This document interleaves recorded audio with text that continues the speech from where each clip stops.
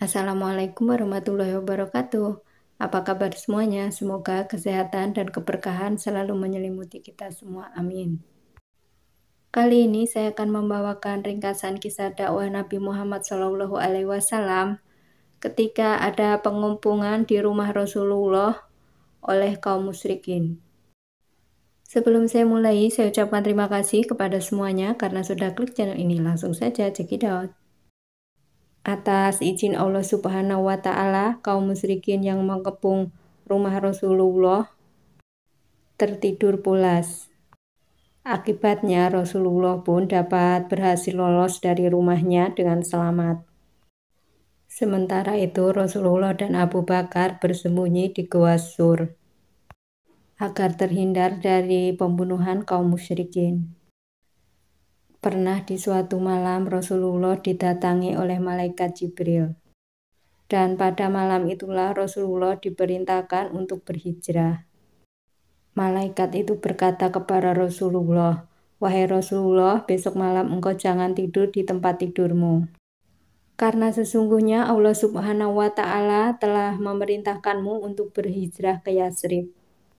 Siang harinya Rasulullah mendatangi rumah Abu Bakar sambil menutupi wajahnya. Sebuah kebiasaan yang jarang ia lakukan ketika berkunjung ke tempat sahabatnya tersebut. Rasulullah pun menceritakan kedatangan Jibril semalam dengan sangat hati-hati. Rasulullah pun berkata kepada Abu Bakar, "Wahai sahabatku, keluarkanlah orang-orang yang berada di rumah ini, karena aku ingin menyampaikan suatu hal yang penting kepadamu." Abu Bakar pun menjawab, "Kita semua keluargamu, jadi tidak ada perlu yang dikhawatirkan." Rasulullah kembali berkata, "Aku semalam didatangi Jibril yang mendapat pesan dari Allah Subhanahu wa Ta'ala agar aku hijrah ke Yatsrib." Abu Bakar pun kembali bertanya, "Apakah perlu ditemani oleh saya, wahai Rasulullah?" Rasulullah pun menjawab, "Ya, aku ingin ditemani oleh dirimu, wahai sahabatku." Mendengar permintaan Rasulullah, Abu Bakar pun sangat terharu.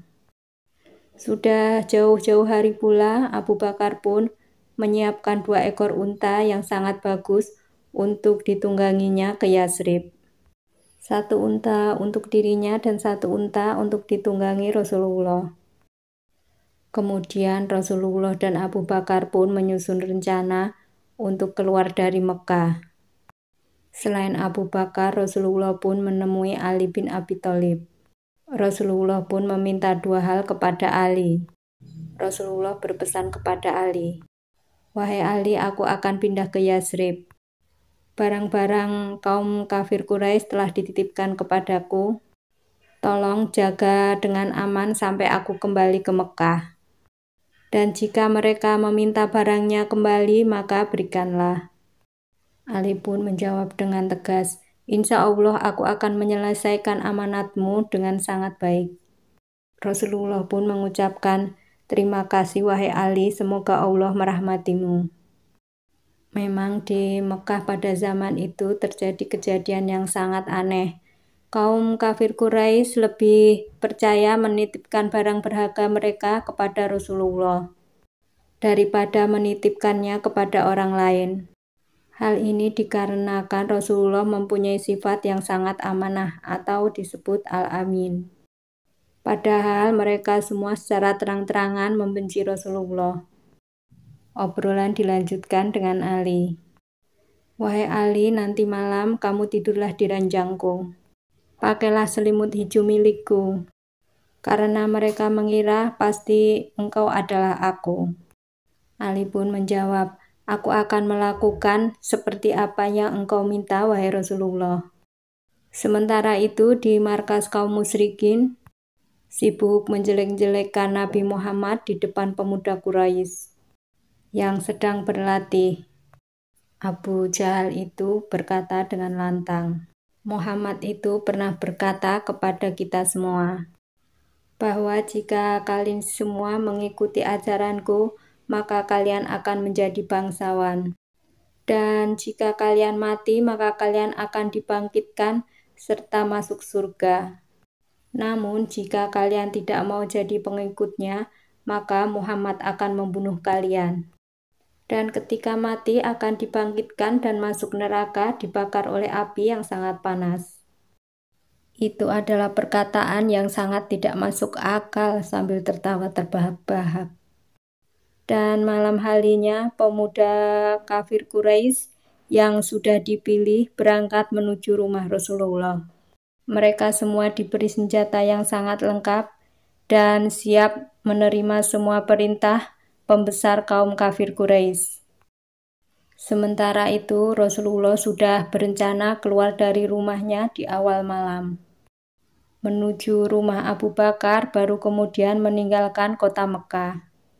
Rasulullah pun hanya manusia biasa yang tidak dapat menentukan takdirnya.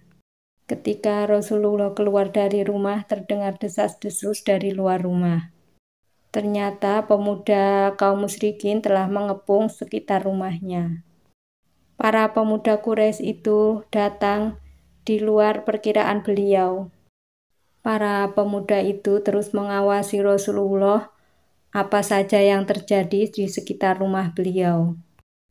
Rasulullah sebenarnya merasa bimbang akan jadi hijrah atau tidak karena melihat para pemuda yang sudah berjaga-jaga di rumahnya.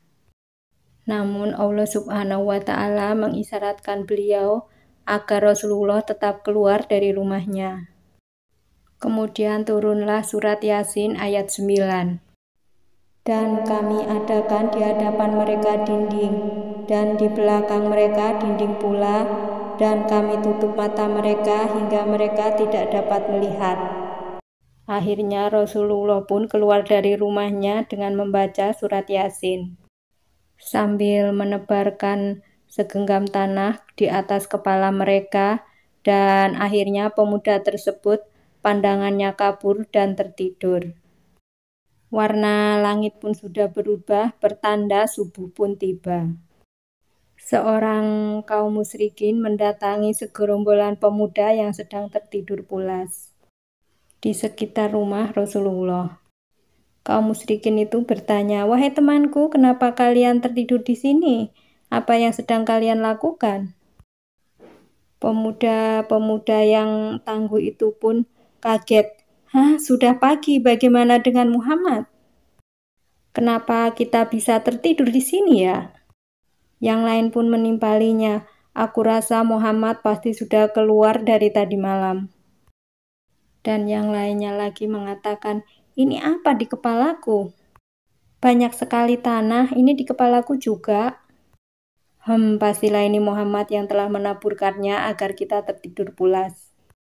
Wahai teman-teman, segera kita periksa aja ke dalam apakah Muhammad masih ada atau tidak. Para pemuda kaum kafir Quraisy itu pun langsung mengecek ke dalam rumah Nabi Muhammad.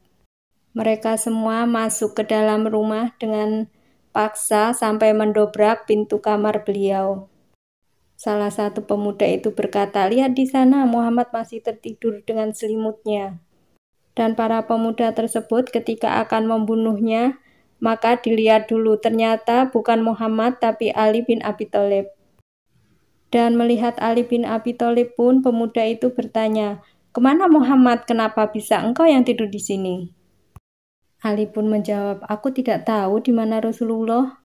Para pemuda kaum kafir Quraisy itu pun saling umpat-mengumpat.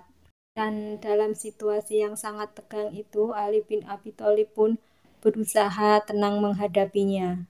Ali sudah menyerahkan hidup dan matinya kepada Allah Subhanahu wa Ta'ala, apapun yang terjadi. Dan para pemuda itu pun sangat marah karena Rasulullah sudah meninggalkan rumah tanpa jejak apapun. Pemuda Quraisy pun sangat geram karena merasa kalah sebelum berperang.